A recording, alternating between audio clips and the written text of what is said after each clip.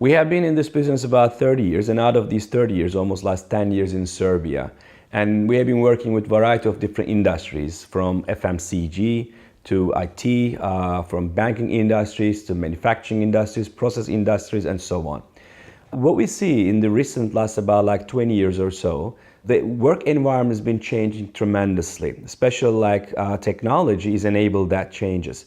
So as a result, today's normal is not as the same as the normal of 10 years or 20 years ago. In other ways, the normal has been shifted. So therefore, if the normal has been shifted, therefore the way of approaching the managing projects must be shifted too. So therefore, Agile is one of the concepts which brings agility to a work environment via projects.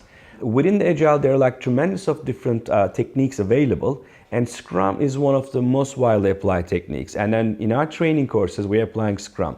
Because via this way, we are solving major issues of our customers, such as like new product development cycle time. In some of our customers, for example, reduce about 40% to 50%. So which means that with the old or with the classical project management method, it takes, for example, like 12 months to produce new product from idea stage all the way to end. Now it becomes like in 6 months, they can produce exact same thing without increasing resources. How do we do that one? We are applying those Scrum techniques, and Scrum techniques are applicable in IT industries, that's for sure, because that's the born place of the agility concepts. But we are also applying those Scrums by keeping the philosophy of it, but changing some of the techniques, and we call this one adaptive Scrum.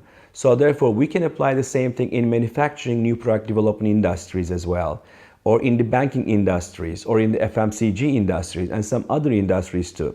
So therefore, in our training, when they're coming out from the training, they learn about how they can shorten their cycle time of, for example, new product development, shorter how they can finish their projects by spending less time on the planning, less time on the planning activities or management activities, but more time about actually doing the project and delivering the results.